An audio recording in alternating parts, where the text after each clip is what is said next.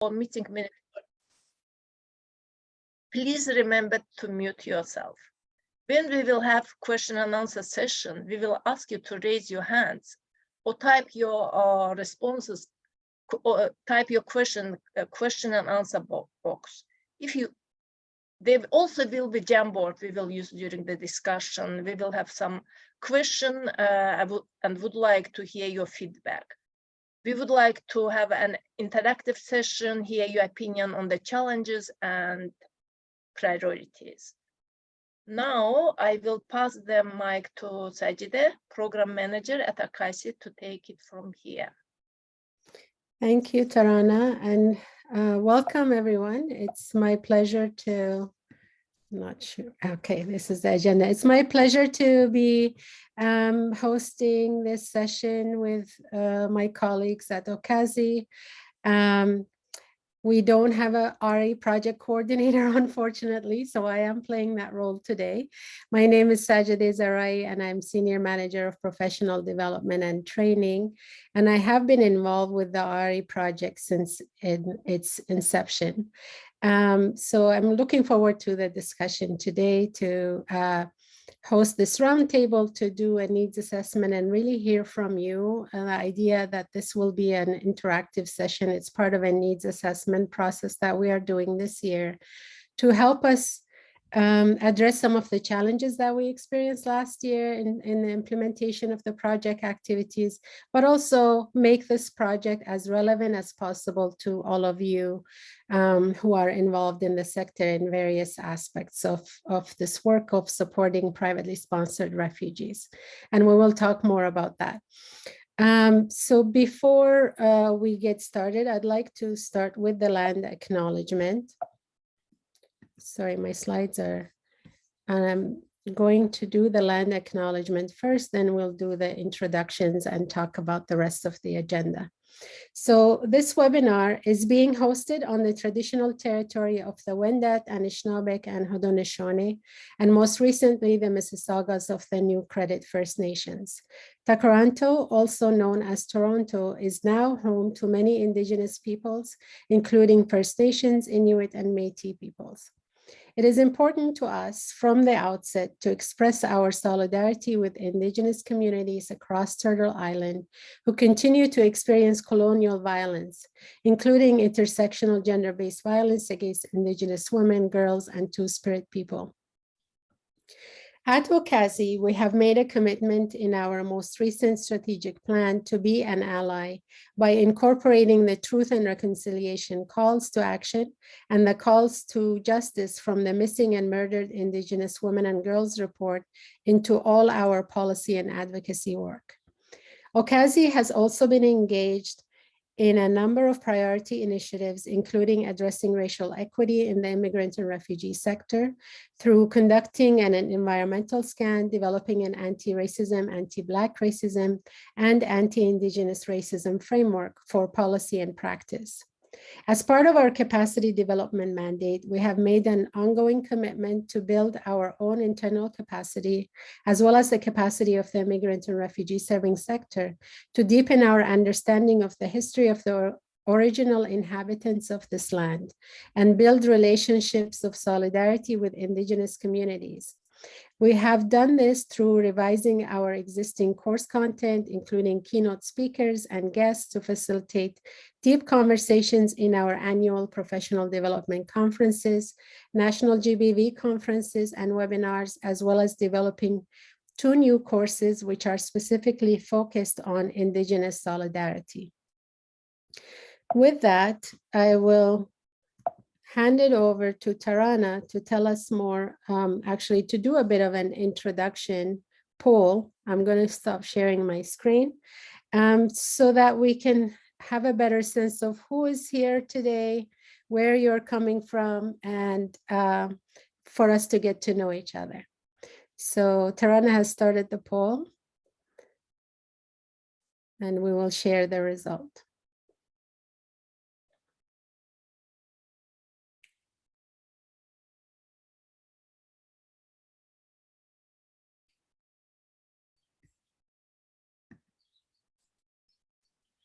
I see some new people are joining. We're just doing a poll. If you could participate in it, that would be great. It's just to find out which sector you're from, who is participating in the roundtable today.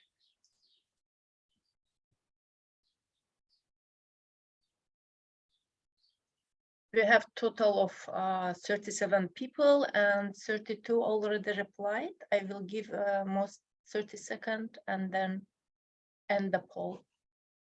Great. So far, it looks like 86% are settlement service providers. And one from the SAW organization. I hope we will get more people joining. I know it was promoted among the SAW organizations, so hopefully they will be here. And we have 3 private sponsors and 2 with other responses.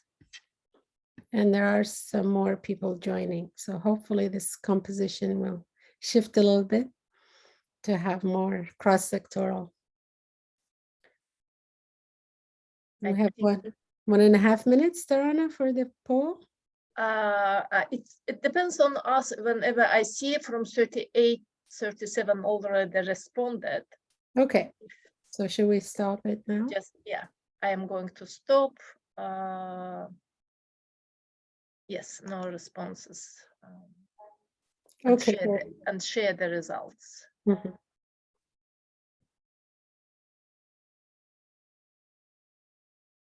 You're sharing it now? So you don't see? Yeah, I see it, but I don't know about the rest. Is everyone seeing the results? Yes. Yes, everyone Okay, should great. see. Yes. Yeah, so it's majority settlement service providers, and we have some representation as private sponsors and SAWs. Hopefully we had about 65 people registered, so maybe some people will show up later. Okay, well, thank you so much for participating in the poll. I will go back to sharing my screen. Should we stop sharing this one?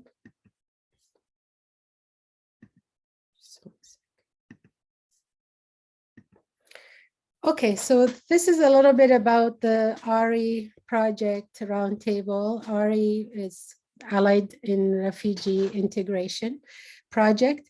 It's basically we see this as an informal space for us to share information across sponsorship, agreement holders, settlement community, and private sponsors, as well as SAWs. For us to have a conversation and dialogue, really, to see with the specific focus for today, to see how we could set priorities for the project moving forward.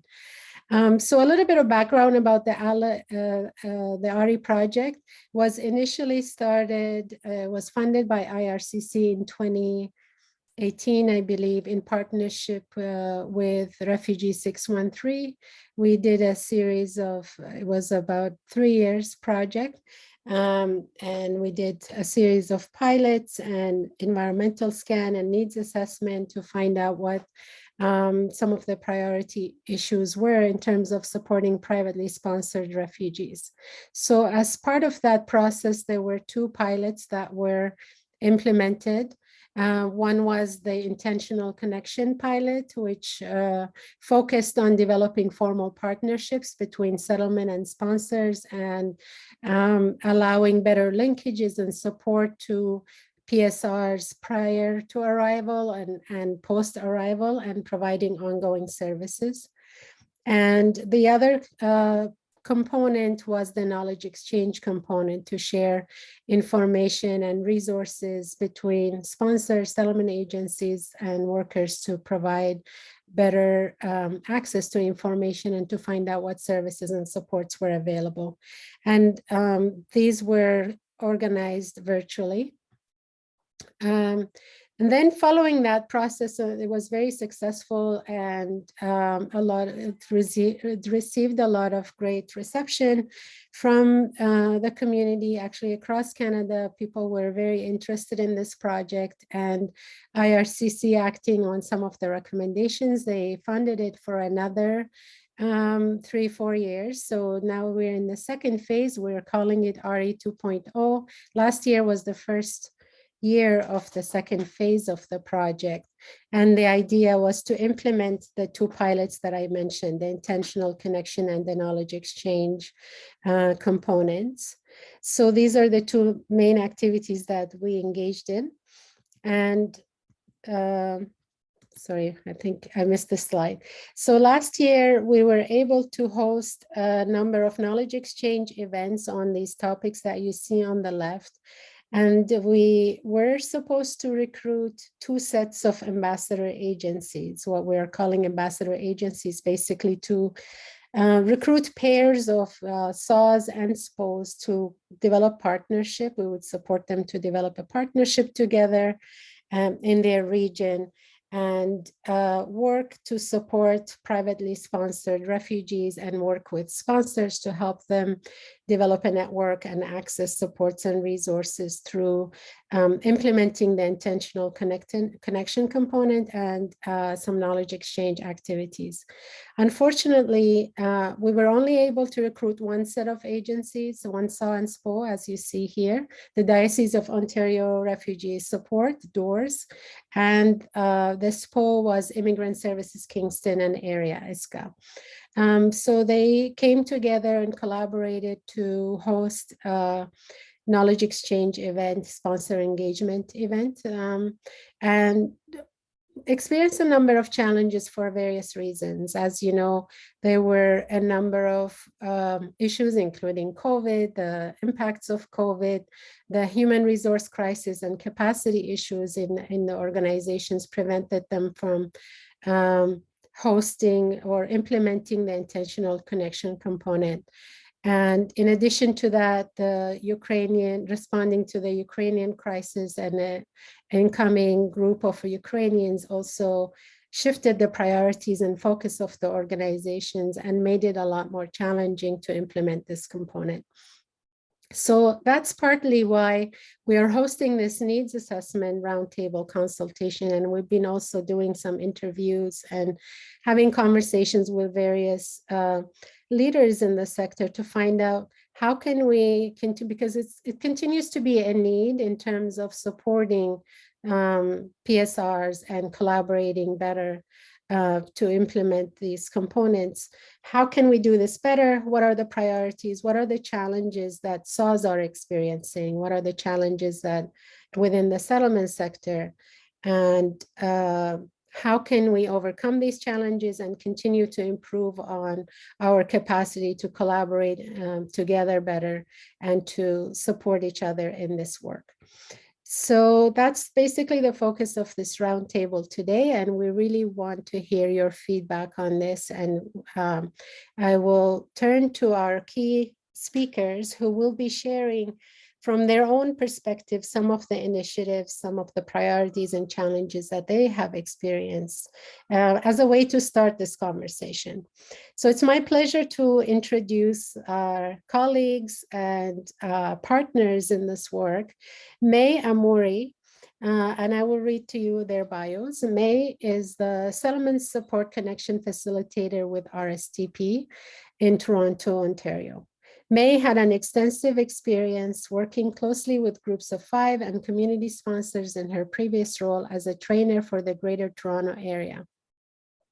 In her current role, she facilitates the connection between the sponsors and their sponsored refugees, the newcomers, and service provider organizations for a successful settlement and integration of refugees in Canada. And our second speaker is Yasmin Doso. Yasmin is the Director of Social Services at OCASI Immigrant Services in Toronto since 21 years. She oversees the administration of a large division that offers multiple services to refugees and newcomers to Canada.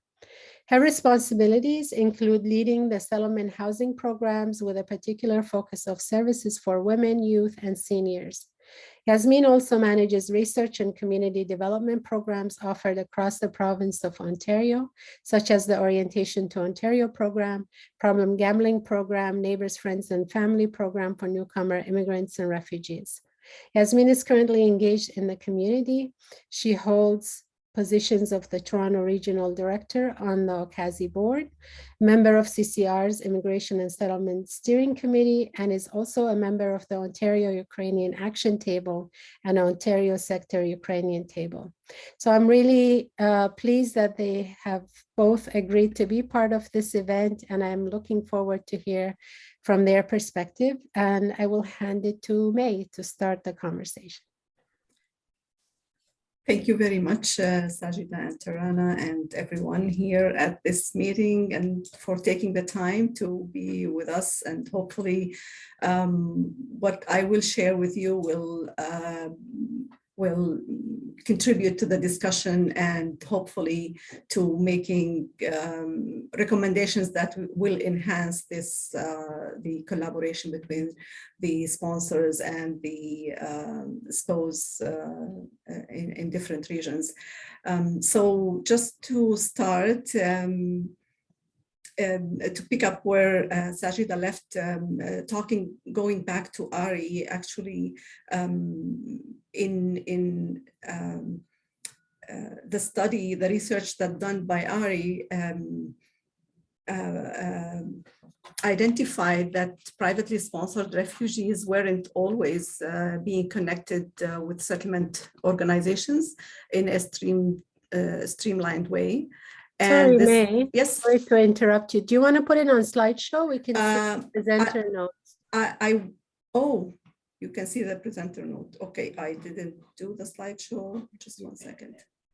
Sorry to interrupt. No, thank you for letting me know, because I thought I shared my, I shared the wrong one. How does it look now? Yeah, that looks great. Oh, okay. Okay. So just one second. Let me make some adjustments here. Okay. So what I was saying that the results of the research done by Ari showed that privately sponsored refugees weren't always being connected with settlement organizations for settlement support in a streamlined way. And at the same time, there was a misunderstanding of each, the sponsors and the settlement frontline workers' roles and responsibilities when it comes to collaboration on settlement support. And there was an appetite from both sides to really explore different, some other ways to enhance this collaboration. And as a recommendation for intentional connection that's sent to, shared with IRCC, the project that I work on was born. So we participated in one of the pilot projects, as Sajida mentioned earlier, and we took it further because the pilot project was connecting limited SAs with a limited number of SPOs and testing this intentional connection. So as a result, we received funding for the first year, and then the funding got increased, and the program was expanded and extended. So we received funding until 2024. The program, Ari is provincial to Ontario, but this project, Settlement Support Connection Project, known as SPO, PSR SPO Connection Project, funded under that name, got extended until the funding until 2024. SARS wanted to, so we tested this with the groups of 5 and community sponsors. Then SARS came on board. They wanted to be on board for this connection. So now this project supports SARS, their CGs, their co-sponsors, groups of 5 and community sponsors and their co-sponsors, and also supports both the PSR, the private sponsored refugees, and the VVORs, the visa office referred sponsorships as well.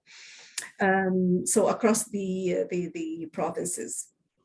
And the goal of this project is to raise the awareness among the sponsors and the newcomers that they are able, or they're encouraged as well, and they're allowed to access the settlement support available at different SPOs. So the newcomers and their sponsors can access these government-funded programs and services. So, so this project is a continuation of the pilot project, as I mentioned, conducted by Allies for Refugee Integration. And then the goal of this project is to facilitate sponsored refugees timely access to settlement services. So the IRCC would like to see the newcomers arrived under PSR and BVOR immediately connected with settlement worker or settlement professional, and to equip settlement professionals and sponsors with information to work together. Because there wasn't, as I mentioned, you have heard about the RE findings as well, and report that not all the time there was a full understanding of each one's role.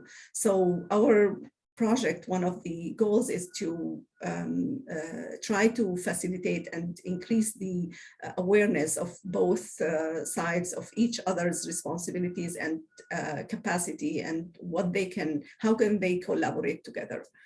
And at the same time, increase the knowledge of the settlement professionals of the PSR, because not all settlement staff, frontline settlement staff, are familiar with PSR and BVOR programs and the involvement of the sponsors in when it comes to collaboration on settlement support.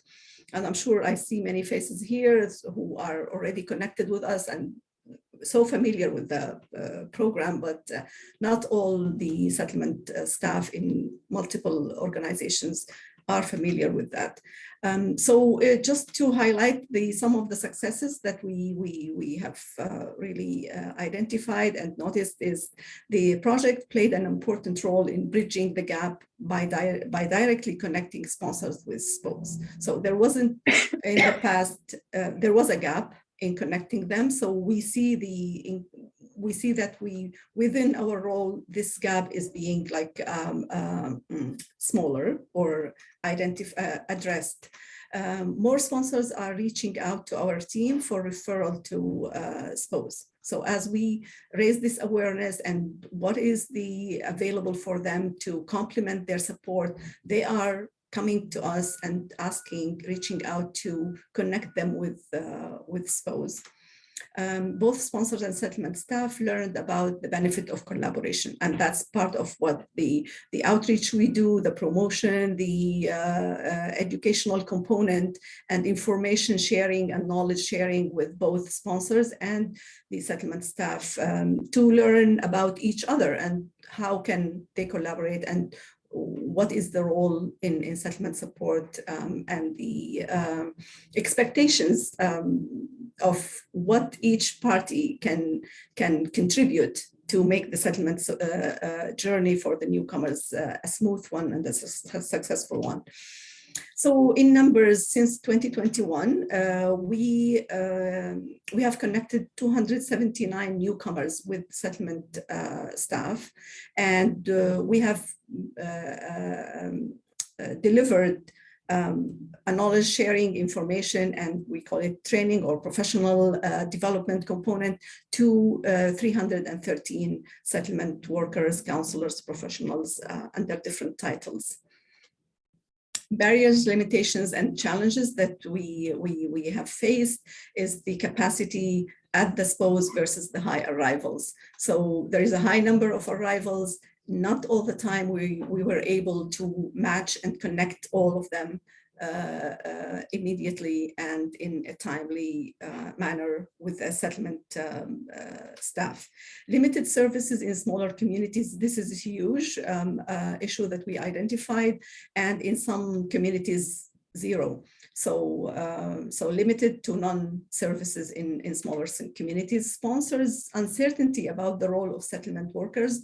We're addressing this by trying to share what a settlement worker, what's their role, what they do, how they can support the sponsors. Sponsors awareness about the importance of connecting the newcomers with SPOs as recommended by IRCC, because it is one of the recommendations of IRCC to connect the sponsors, that the sponsors need to connect the newcomers with a SPO, with the settlement worker at a SPO, but not all of the sponsors, especially when it comes to groups of 5, not so much the SAS and CGs, because they receive this kind of information through different communication from our RSTP, but groups of 5 and community sponsors, sometimes we don't know who they are, where they are, so they miss this information and the knowledge about the importance of connection with settlement workers and at different SPOs. Various intake processes causing confusion. So the intake process we learned varies from one organization to the other, where some of them, it's a centralized intake. So sometimes we can't really right away, the sponsors don't know where to go straight to a certain staff at the organization, because it's a centralized intake process, and not so much mostly in other provinces outside Ontario. And sometimes the intake is through the manager, the settlement manager, and sometimes is directly with the settlement worker. So that's another challenge sometimes. What we think will help if that happens, standardize and expand virtual settlement services in smaller communities. Increase settlement services or resources in smaller communities as well. Increase capacity in existing settlement agencies, because even within a existing settlement agency, and sometimes their capacity is, they need more. They will benefit from increasing the capacity of the organization. Increase sponsors and SPOs knowledge about eligibility of PSRs and BVORs to access the services, because we identified that sometimes it does exist in certain cases that we worked on, that increasing the knowledge about the eligibility of the PSRs to access and BVORs to access the services at the different SPOs. So that will help as well. Sponsors to receive communication from IRCC for each arrival to connect with local SPOs. So we thought if IRCC will, when they communicate the arrival and the details of the flight with the sponsors, if they can drop a line about, connecting with settlement agencies for settlement support, that might be helpful as well, and increase the access to settlement services and programs.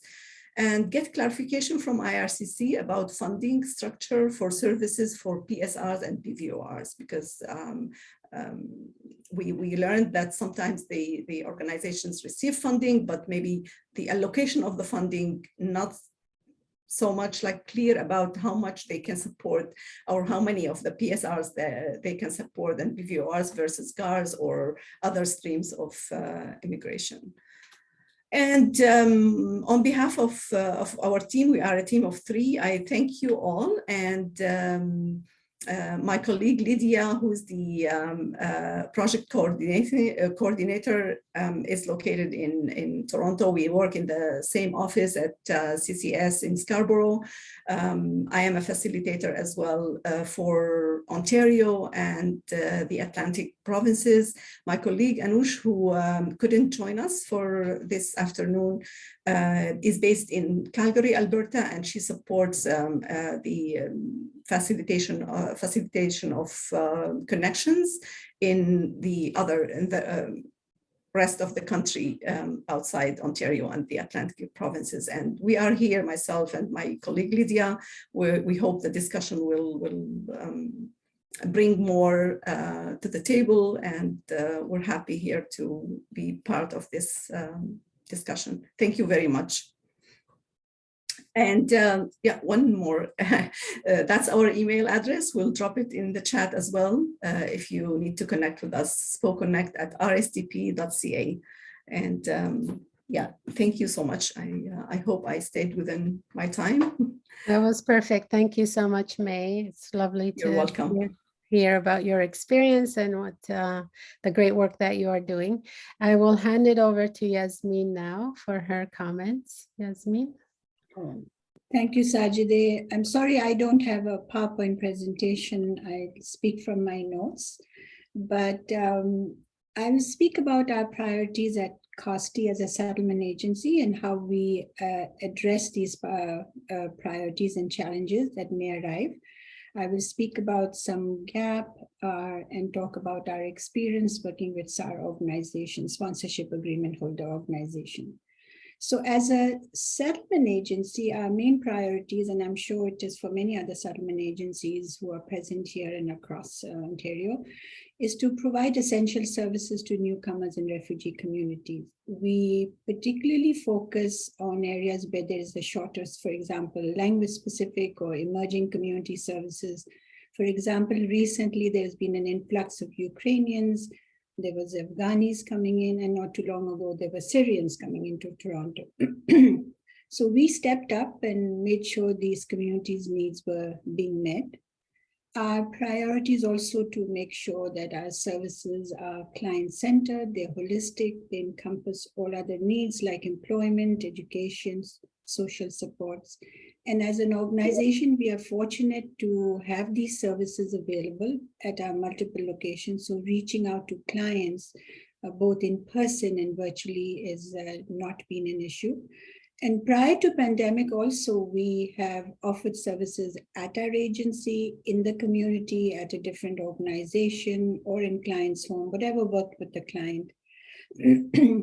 Our priority is also to eliminate any barriers that's accessing our services, like if clients need childcare or some food vouchers or transportation allowances, wherever possible, we try to make that available. We also make sure that our staff is also our priority to ensure that they have the skills and knowledge to address the diverse requirements of our client needs. So what we do is we offer professional development for staff to ensure that they have the necessary skills and knowledge to address the diverse requirements of clients, understanding boundaries, understanding limits of confidentiality, understanding appropriate procedure, how to handle situation when client disclose sensitive information. And we also equip our staff with information and background knowledge of the new population they see and serve. And I'm sure we all did it at the time of Syrians, at the time of the Afghan refugees, and now with the Ukrainians. How we address these priorities are, we basically develop programs to specifically respond to new emerging needs of the newcomer population. So for example, with the Ukrainian community that recently arrived, we developed a housing host program addressing the housing needs of newcomer Ukrainians for a short period of time. And of course, we recruited staff who could speak the language of our clients. At the time of the Syrians arrived, we were not only created various programs, but of course, like other organizations, we hired staff who were proficient in Arabic and Kurdish and even Kurmanji.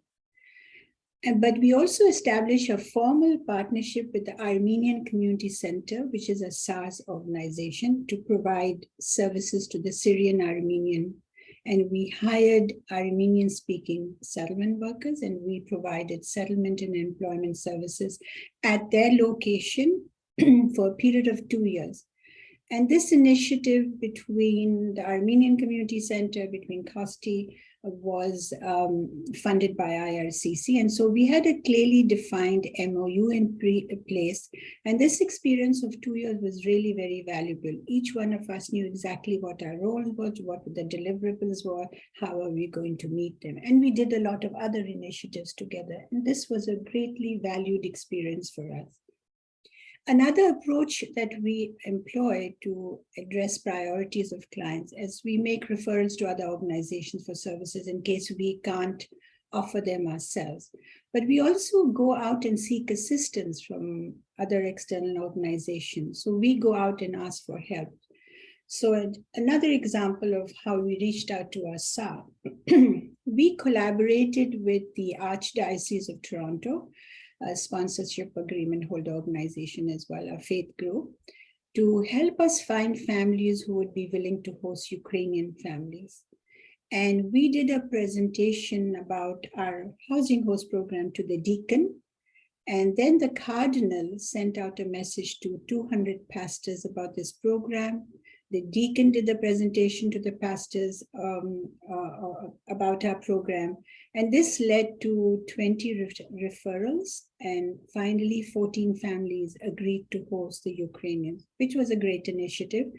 And also the church helped us secure an apartment, paid rent for an apartment for a full year. And we were just told we could use that apartment for 1 year to house Ukrainian families. So this is another example of a good partnership with ASA. But then we worked with other organizations like Afghan Women Organization. We've never seen them as ASA organizations because we work with them on other initiatives. We just see them like any other settlement agency. But we've worked with them. We've conducted workshops for their staff on topics like debriefing incident, trauma-informed care, risk trauma.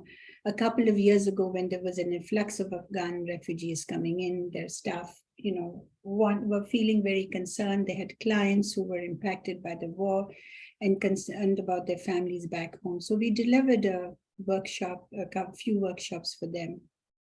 We were also approached by His Highness Prince Khan Shia Ismaili Council in Alberta, Calgary. This again, we didn't know it was a SA organization. They just reached out to us to help us train their staff and volunteers in the area of citizenship application. So we offered a few sessions for them and for their staff of the process and things that they needed to do. And in the process of working with them, we discovered they were a SA organization. But occasionally we do receive requests from sponsors seeking information on how they can assist their sponsored individual. And in such cases, we do provide guidance on how they can help and inform them of the additional services we offer beyond the inquiries. So we also tell them to refer them to us. We can help them and provide other services that may be useful for them. We've also received requests, not very often, but here and there, few and far between, for letters for their sponsorship application, confirming our ability as an organization with a COSTI could provide settlement support to newcomers upon their arrivals. So ultimately, I think for all settlement agencies, including all of us who are present here on the table, it is our aim to collaborate with the organization whenever and wherever possible, so we can ensure that the newcomers and refugees have the necessary information and resources to make the informed decisions. In terms of challenges working with SARS, I think we have not encountered any significant issues as such. Limited experience has been positive, and we are aware that some SARS, like Afghan Women Organization, Northwood Neighborhood Services, also provide settlement services. What we do lack is, as an agency, a systemic way of identifying all SARS. Who are the SARS? What do they need? How can we help? We are not aware of them. Some may be agencies we are working with, but we don't know there are SAR agencies as well. And so to recognize this gap and to increase our knowledge and the understanding of SAR agency, I think it's important. Also establishing clear roles and responsibilities in our interaction with sponsors, and you know, and bringing a strong understanding of how to work with them. We know how to serve the clients, we know what they're eligible for, how we can provide them the service, but we need to have a better understanding about our interactions and our roles and responsibilities. And a good example was when we worked with the Armenian community, when we worked with the churches and other smaller organizations. Also, I think it would help if SAR organization reach out to the settlement agencies within their catchment area so that we can effectively collaborate and provide this, you know, sort of some suggestions about how we can work, have a contact point of who they could be approaching so we could work with them. And I know in the pilot, and May also made a recommendation, suggested, one of the recommendations that came out of the pilot is that we encourage SPOs to include sponsors and SAR as full partners in the information exchange opportunity. And we are happy to be part of that. We're happy to share anything that we have with the SPOs and even the group of 5. Really, how do we reach out to the group of 5? We don't know who they are.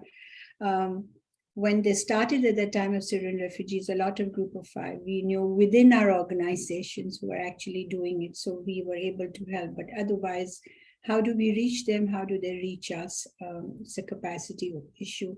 And support the SPOs and SARs to create a formal partnership. And we are happy to partner with any SAR in the area that we are providing services so that we can, you know, jointly work together. So this is my presentation for now. This is where I end. If you have any questions, I'd be happy to answer. Thank you so much, Yasmin. That was wonderful to hear about all the different collaborations that you have organically come up with through your work at various points to respond to the priorities and needs of the various populations coming in. So now this is our chance to hear from you. We will have about 5 to 10 minutes for Q&A if you have specific questions for the speakers. But also we have 4 discussion questions that Tarana will help. I'll share my screen, my slides again, so you can see the 4 questions that we will be discussing today. And they will be done through the Jamboard. Sorry, just one second. My screen is acting up. Okay, these are the discussion questions. What are the challenges in collaboration with SAWS and settlement agencies? What are the priorities of settlement agencies and SAWS? How can RE support you in achieving your priorities and address the challenges in collaboration? And the last question is about the knowledge exchange event that RE hosts at various points throughout the year. So what are topics that you would like to see covered as part of that for this coming year? I just wanted to share these quickly so you can reflect on them while we're spending some time to address some of the questions that have come up. Let me take a look.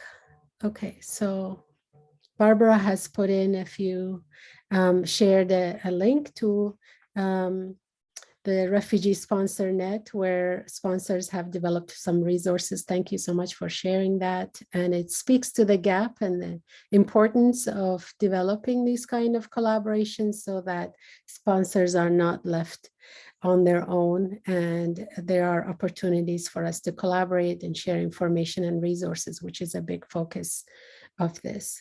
And we need to have a sponsor voice in all of this. I agree, Barbara. If you would like to share, feel free to express your opinions right now or through the discussion when we do the Jamboard. You're welcome to share your perspective, or anyone else. If we have any other sponsors here, we're happy to hear from you. And I see a hand up. Anna, please go ahead. Hi, and thank you very much for giving me the opportunity to speak. So I wanted to say a huge thank you to May already. We've been connected and we've been working together to put us as, we're a settlement agency, we're the YMCA of Three Rivers. We're working out of Kitchener, Cambridge, Waterloo, Stratford, Perth County locations. And we were actually part of the first pilot. We were connected with MCC and we did one of the first pilots together. It was very successful in terms of providing case management services for the privately sponsored refugees coming here to the region. But I wanted to nominate one challenge, and May has been instrumental in connecting us with the SAWS and the sponsoring groups. But what I see is the kind of, if I'm not sure if this is the right terminology, but the catchment area for a settlement agency is set, right, where we are working, where we are providing services.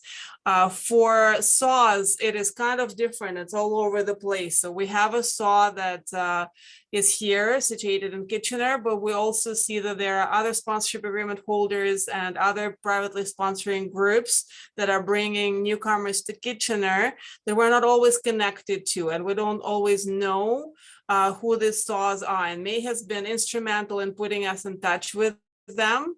And I'm glad we have this partnership, but how do we know this better? And how do we know better which privately sponsored refugees are destined to come to the areas that we serve?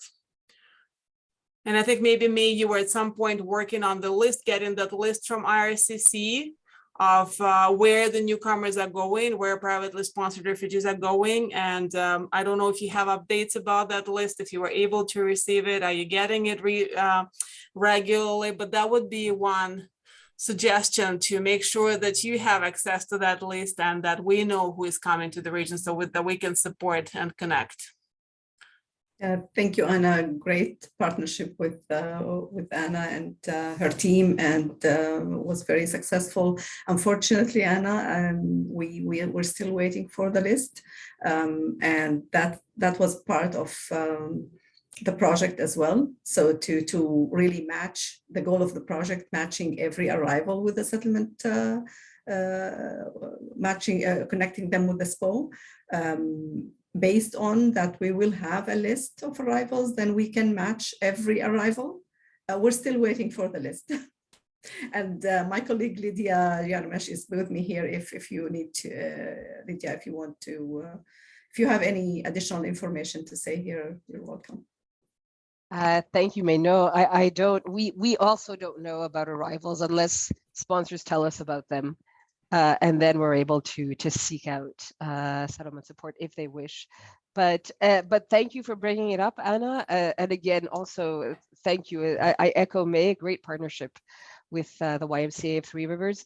Every time either somebody from an SPO or a sponsor brings up this issue of information about arrivals, it gives us a little bit more ammunition to approach IRCC and remind them that it would be very helpful to have this information. So thank you for bringing that up, and we will keep you all posted. Thank you, Lydia. Great, thank you. I see there's a couple more questions in the chat. So a question from James: can you speak to the tools or technologies that you might use to best interact and engage with immigrants, refugee clients, such as Facebook groups or WhatsApp? I guess May or Yasmin, would you like to answer this question? I think it's Yasmin's maybe, because we don't really, we make the connection and we leave it up to the sponsors and the settlement staff to work the settlement component together. So I can't speak much to this question, unfortunately. Okay. Yasmin, you're on mute. We've never kind of posted anything on Facebook, but we have our services on our website, and we promote a lot through Instagram and Twitter.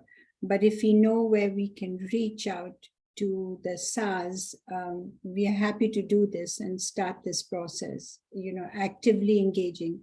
Like I said, from my examples, we have either reached out because we needed help, or organizations reached out to us because they needed help. But we haven't really made a concerted effort to go out and reach out. And if we are getting clients who are coming from private sponsors and accessing our services, we wouldn't know that they are privately sponsored unless they don't tell us, or if they're part of the group of 5. So no, we don't have, we can probably start something like that.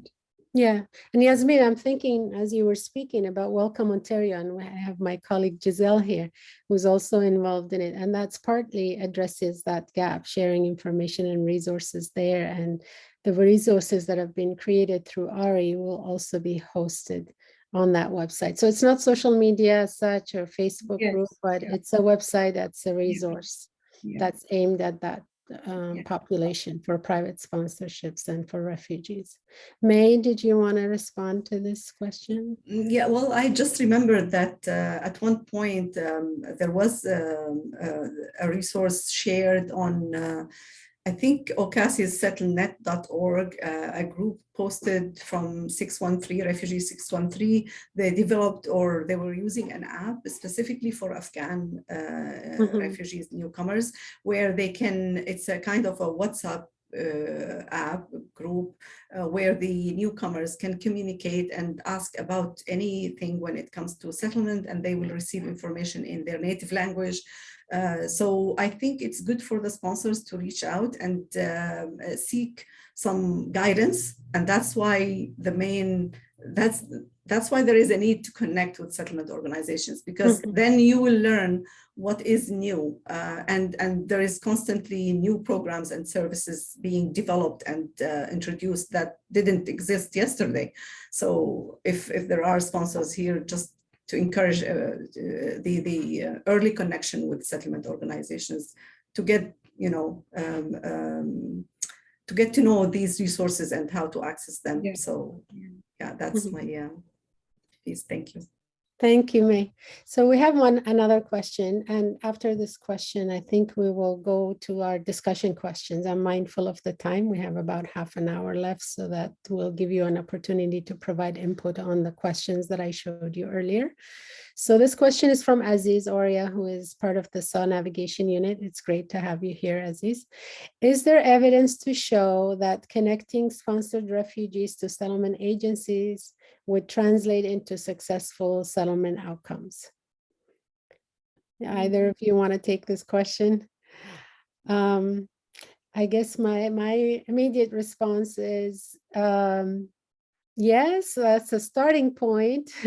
They need to know what services are available and have access to some support to access the system of support that's available. But that's not all the answer. As you heard from our speakers today, we need to have a lot more resources invested there. And we've seen in the context of COVID and what's happening, all the challenges that we're all facing in some ways, but also newcomers coming to Canada and multiple issues that they face, like housing, employment, and income. Like, it goes hand in hand, but that's the focus of this project, is to at least make those connections for them to have a chance to know what's available and how to access the supports. But Yasmin and May, did you want to add anything? Yeah, I can speak from our past experience when working with the Armenian community. We were not only providing settlement services, but employment program, and it's difficult to assess the success, but we know that they got the necessary information, they accessed the services, they participated in language classes, they found jobs, and it was done in partnership with our organization as well as their Armenian community. So there were a lot of successes that came out of it, but there were also issues that families had that needed to be addressed first, like the health-related issues in terms of housing. Although we have a very huge housing program, and having a RAP program, you have connection with landlords, big-time and small-time landlords. We were successful with housing. Even with this relationship with the Archdiocese, we were able to address issues of housing for a small population of the Ukrainian people. When organizations contact us for kind of services, we are happy to sometimes help the clients, but we won't know for future, if they haven't come back to us, how have they been successful? So there have been, at least our limited experience has shown more successes, and once we have a sort of a formal agreement or working relationship with private sponsors and the SARS, we are able to better judge over a period of time the success of the partnership. So. Thank you, Yasmin. So there's one more question from Barbara, and maybe it's more directed to you, Yasmin. How can settlement agencies better support sponsors? She's asking, when she calls some of the agencies, she's told that they can't help her. Well, it depends on their nature. It's nice to have a contact person. We can sort of have a conversation with the organization. We can find out who the contact person is, and then a referral can be made on a regular basis to us. And then we can keep a track of referrals that come, and we can see the nature of services that is expected. If we can't provide it, we will make a referral. But we do have a broad mandate of services at any given one site. So if clients need housing or language classes or mental health support or any other supports, we can provide them. But we need to know, we need to have a kind of a formal relationship so we know who we are working with. But if somebody calls and says we want services, and if somebody cannot provide it for whatever reason, there must be a good reason why we can't, or not right away. But it is important to know that kind of relationship and those kind of incidents so that we can work closely and have a relationship with, like we had, for example, with health clinics. So we form a relationship with health clinics, and we make sure that one day a week we will make referrals of our clients, and the health clinic will accept those referrals. So if we have some kind of an understanding or partnership or a working relationship, we would be happy to take on referrals and make sure that priority is given to those refugees. Great, thank you, Yasmin. So it's 1 o'clock, we have half an hour, and I really want us to get to those discussion questions. So Tarana, I'll hand it over to you, and she will give us some instructions how to participate in the Jamboard to provide input about those questions. Thank you, Sajide. Before I share the link with you on chat room, I will share my screen and show you the Jamboard, and maybe give a little, you see that, right? You see first question of the Jamboard. Yes, yes. So there's a very simple, if you look on your left hand, there's a, as you see my mouse, I am moving mouse, there's a sticky note. You just click on sticky note and you get a small screen. I believe you also see that, right? Different colors. You can pick a color and you can type your response for the question, and then you save it. As soon as save, I will just say, as soon as you save, you can move your, I will stop it now, and then you can move around. You can, when you type, you also can format the letters. It's usually automatically formatted. So now I will share the Jamboard link on the chat board. Please click on that link. It is shared, and you can comment, you can edit your comments before you save. As soon as you save, it will appear on the screen that everyone can see. Yeah, and you can have multiple notes. If you want to add different comments, you can feel free to put in multiple sticky notes. This is basically like a flip chart, virtual flip chart version of putting sticky notes on. So we can spend about maybe 5 to 7 minutes on each of the questions, and that will allow us time to address all of them.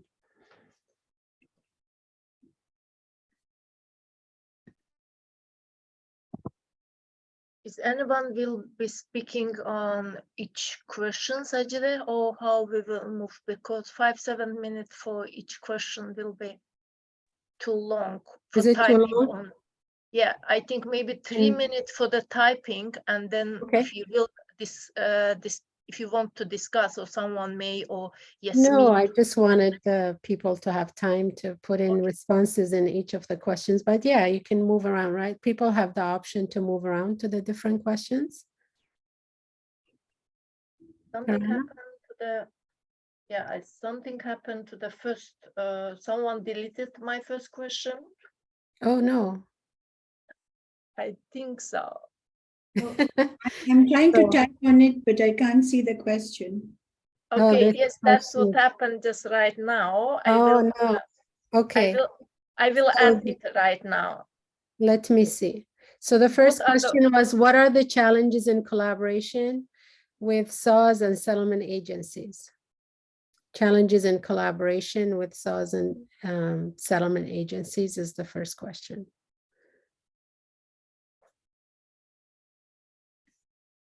We can also put the questions in the chat. Yeah, I think it would be helpful to put it on the chat. Mhm. Is this one, right? Sajida, what are the priorities of settlement agencies? Priorities is the second question. What's First the one was about the challenges in collaboration. I'm going to try to put the questions in the chat. Okay, and I think that's the now on my second question. Someone probably moved it to 5th.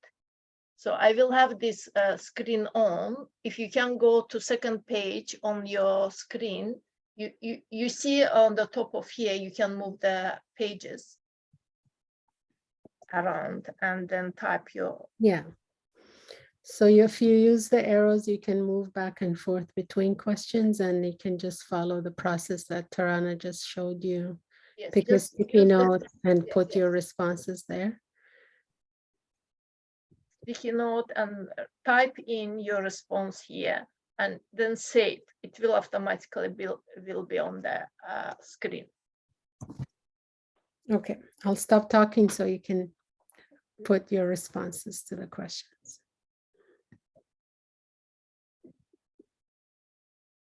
So, and I can delete it.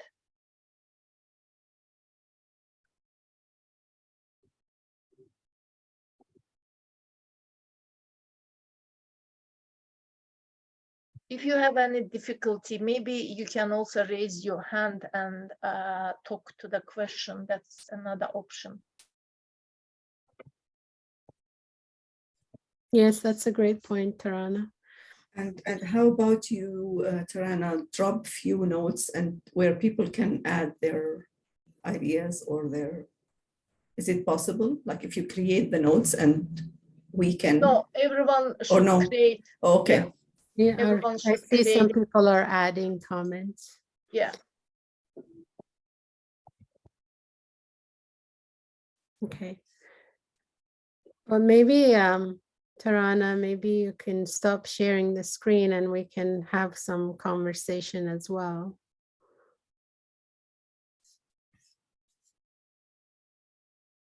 If anyone in the audience, since you are here, if you would like to make any comments from your perspective, I see there's still some comments in the chat from sponsors talking about or trying to explore ideas of how settlement can support them.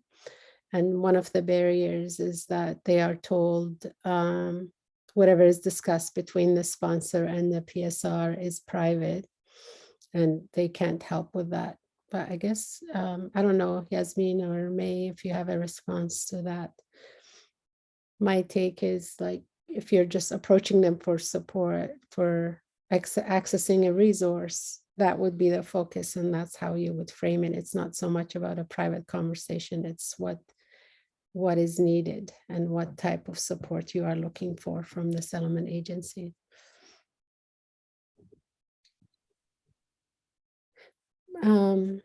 Anyone want to add to this question or addressing maybe some of the priorities? You've heard from us, from the speakers as well. What are some of the issues, challenges that you are facing right now in terms of supporting PSRs or developing collaborations and how we can address them through this project. Anyone? There's some comments, Sajida, if you would like me to share, or you would like to look at the, Oh, in the question, in the Q&A? yes, on the Jamboard. Oh, in the Jamboard. Oh, you want me to read them out? I just was mentioning that there's some feedback, maybe. Yeah. Do we have responses for all the questions? Some people are still typing. Yeah.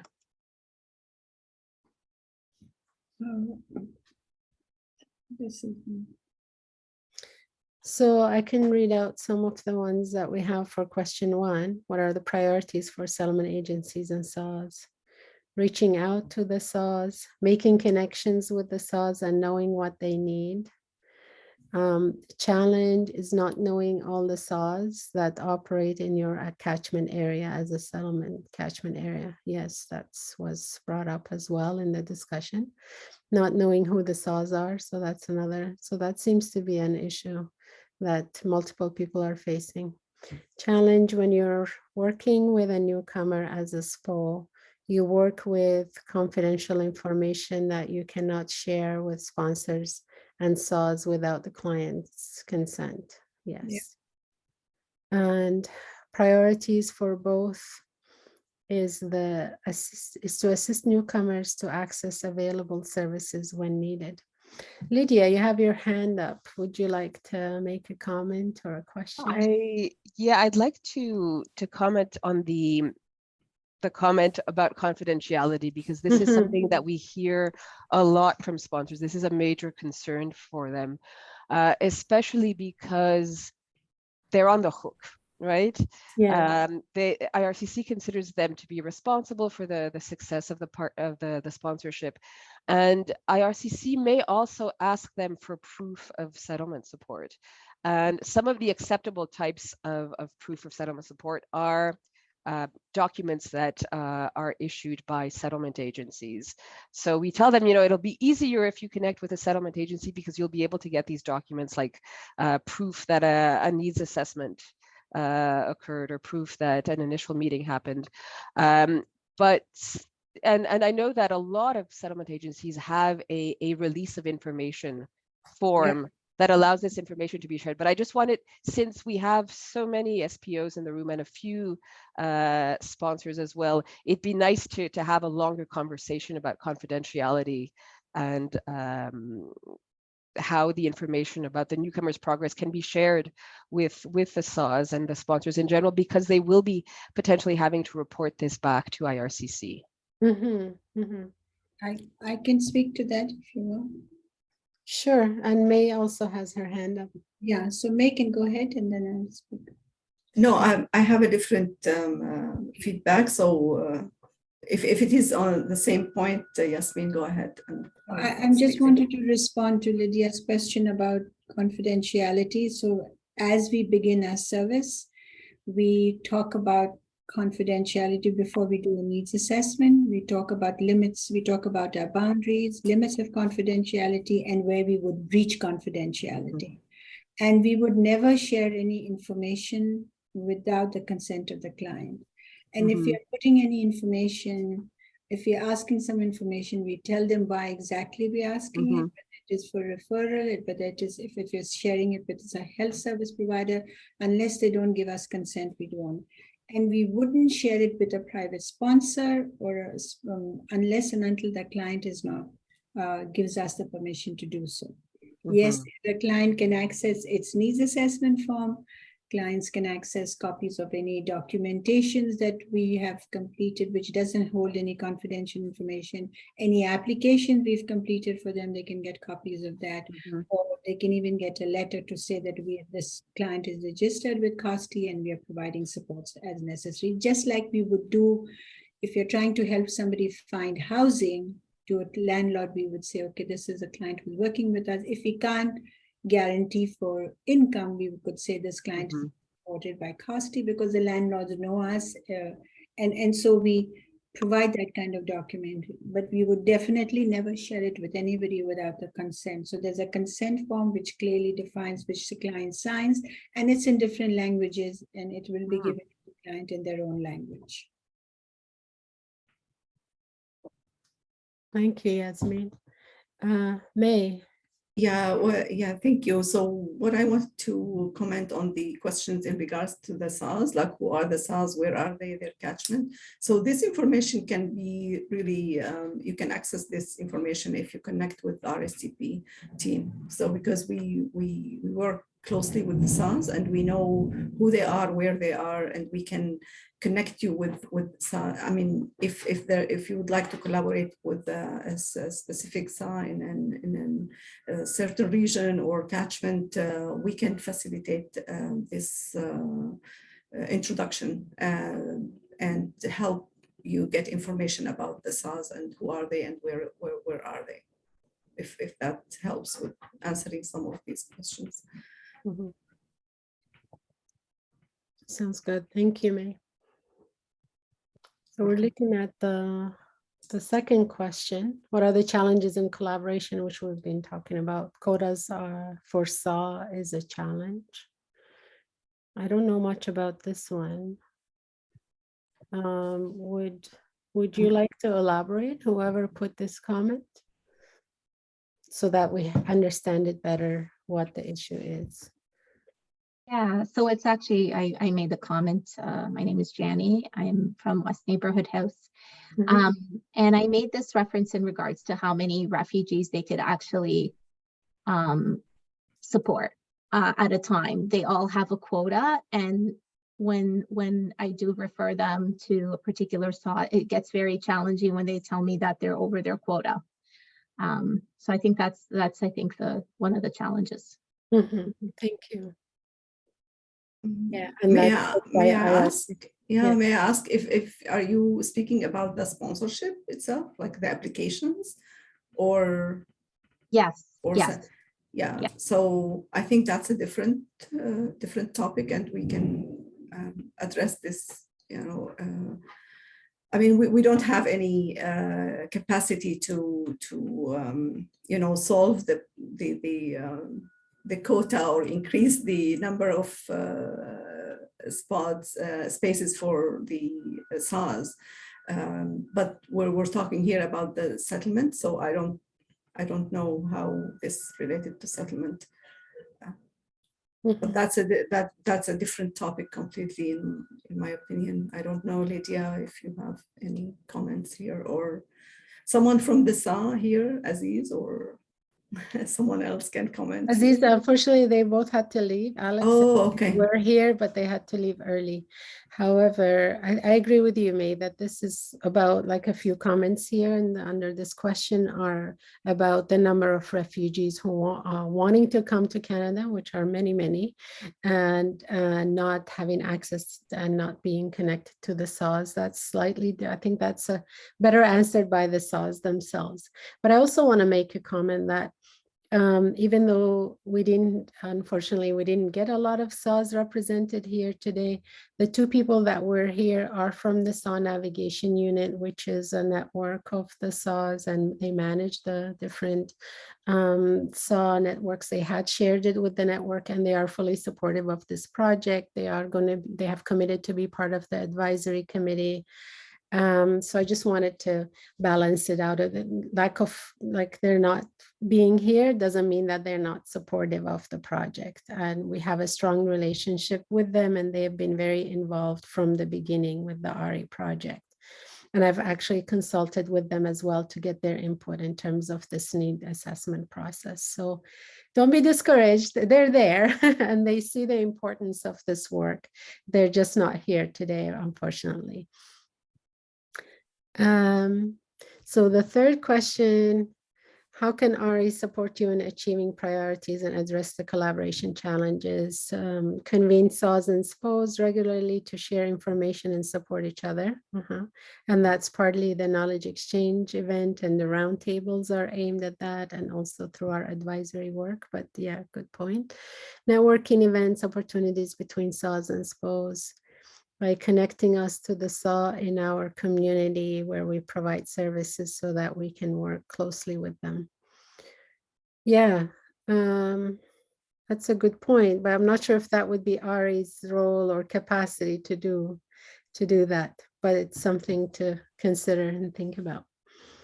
And the last question, do we have any, what are topics for Ari to focus on? So if you haven't had a chance to get to this question, it would be good to have more responses here. And I think some of the responses in the previous questions lend themselves to some, like hosting events around these topics and discussing some of these issues. So one suggestion is roles and responsibilities of the SAW, target organizations, and do the training specifically for them. Do you mean like to the SAWs, doing training specifically for the SAWs or for the SPOs? For the sport. So that was my question. And I'm not sure what knowledge exchange event meant and what all AR can do, but it is nice, like we are a large organization with multiple services in different locations. It would be nice if, a session on the roles and responsibility of the SARS can be done for us specifically, so that could generate, for our settlement staff, for our management staff, so we understand it and give us a sense of, where all the SARS are located, who are the organizations. Some we know because we work with them in different capacities, but others we may not know. So get a sense of them. So if we need to approach them, we know where they are, and then have some kind of contact information for a particular organization. This is the person you can contact if you need to promote your services to them, or some kind of a way of us knowing who they are, how we can contact them, who to contact. So just giving us and understanding the roles and responsibilities and where we can reach them. Yeah, so that famous list we need to get. Yeah, it's the same. I mean, when I wasn't sure what knowledge exchange events does AR provide.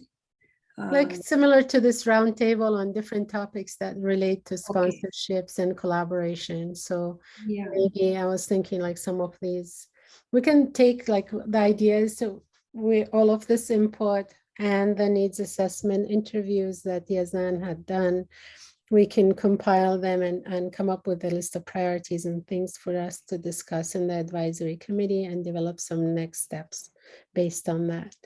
May? Yes, so in regards to roles and responsibilities, understanding roles and responsibilities, we do deliver a professional development component to frontline settlement staff. And that includes as well the roles and to help them understand the roles and responsibilities of the sponsors when it comes to settlement support. So we delivered one in May, and we have one coming up in July and another one in September. We can send the link and invite the staff at COSTI to attend these sessions. And the list of the SARs is available on the government website, so it's public. We can drop the link here in the chat as well. To the list of SARs in all provinces. So you just select the province, and then the system will generate a list of the sponsorship agreement holders. The only thing, it won't really give you the contact person or the SAR representative. It will be general, but then you can Google each one of them and get in touch with make the call, because that will be a great opportunity for them. I think many of them will welcome that. Just to know that there is this organization that will share with them on regular basis any new programs and services. They will welcome this opportunity, because their goal is to help the newcomers really receive the adequate settlement and to access the services and programs available in their community of settlement. So that will be something they will be really very much welcoming this opportunity and the information. Yeah, and maybe actually that's something that we can take to the SAW navigation unit to brainstorm with them how they can support to make those connections, because I think they would be best situated to do that. I agree. Yeah, totally. And then I could see a very successful event as well, bringing both together and, you know, receiving the information firsthand from, you know, the professionals. Yeah, yeah, that's great. So thank you so much for your participation in this discussion and responding to the discussion questions. We have about 7 minutes left. I don't know if anyone wants to bring up Nasreen. Sajida, there's, I think, one question left. I'm not sure if you I responded. think we discussed it, yeah, about the from private. okay. Yeah, we discussed it already. But Nasreen, you have your hand up. Feel free to. Hello. That was a very good, good informative event. One thing regarding some of the SAW holders are settlement organizations as well. So Yes. that's I'm sure that everybody is aware of that. And sometimes they are doing the internal referrals, so they are assisting and helping. So that's one thing regarding, but it will be a very good thing in terms of to expand this one and have this cooperation, because at the end of the day, the main goal of both parties is to help these newcomers with the needed services as soon as possible, so they become integrated in the community and society. And most often it is lack of the access to the services and lack of awareness of available services that most often we see. We are serving lots of group of fives arrivals by word of mouth, which is very good. And then sometimes when we have issues, that's the main thing. Sometimes the sponsorship breakdown or conflict between the sponsor and the arrivals. These are some of the issues. Maybe one of the knowledge, one of the areas that you can think about in the future, having events about that issue. Or a program how in terms of where to address it, how to address it, and before escalating it to IRCC. Yeah, and we do have also informal referrals from lots of churches, especially Iraqi Assyrian refugees on constant basis, and we are providing services not just in the GTA area, but also from other regions in Ontario. Which works as well. It will be very good to have a formal kind of, and I'm very happy about the ARI program that tries to bring them closer, both parties. Yeah. Because it is scattered all over, and one doesn't know from the other how they can get together and within collaboration and partnership and assist even more, increase their capacities in helping these newcomers. This is what I wanted to share.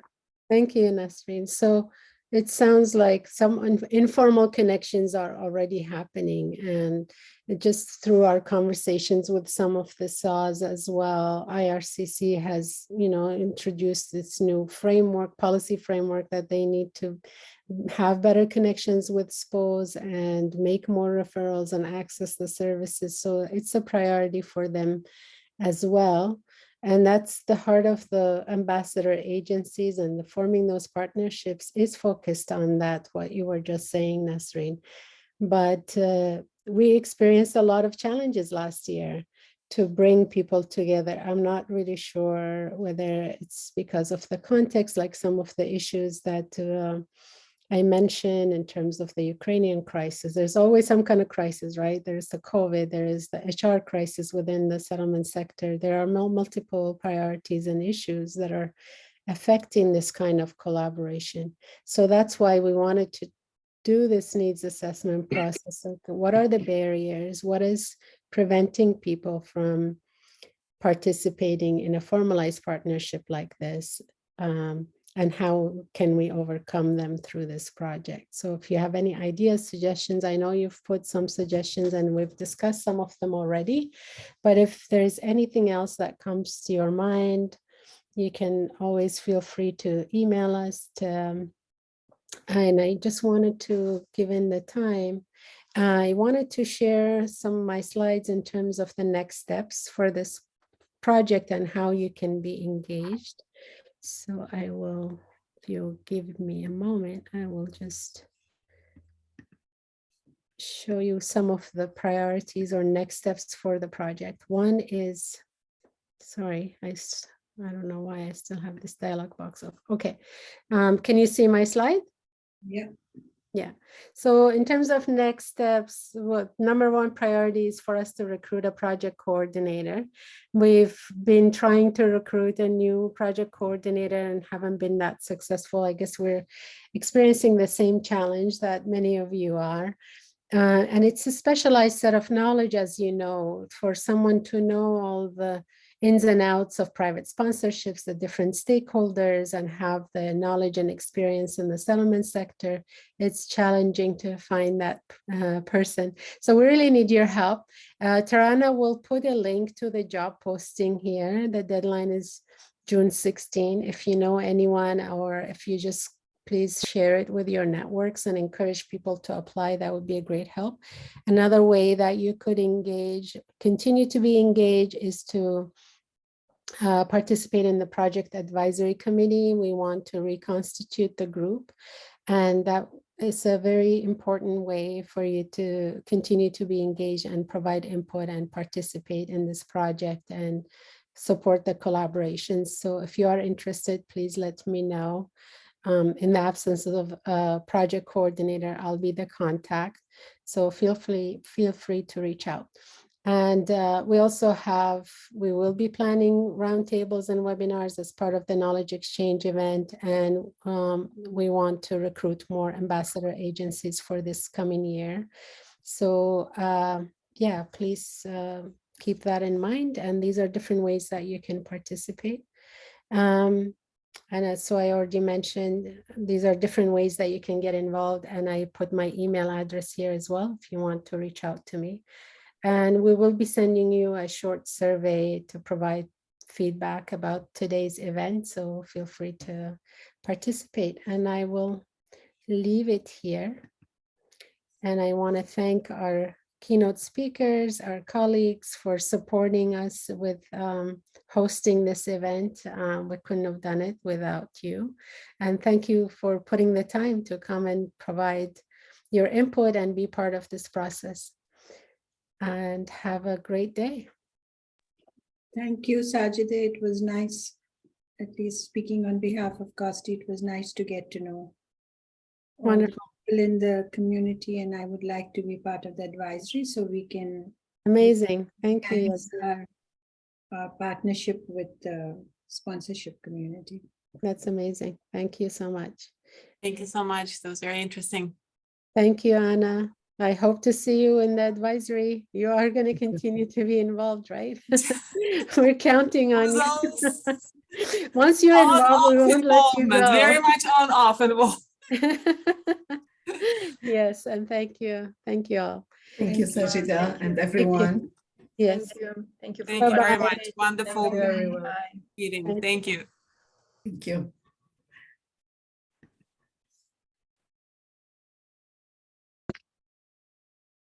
Thank you, everyone. Thank you. May, good to see you again. I'm still going to send you the list. Good to see you. Yeah. Yeah, thank you. Thank you. Yeah. Okay, great. Thank you so much, May. Thank you for inviting us to this we'll be in event. touch. This event was really good to hear different opinions and, from all the partners, their challenges. And yeah, I think that's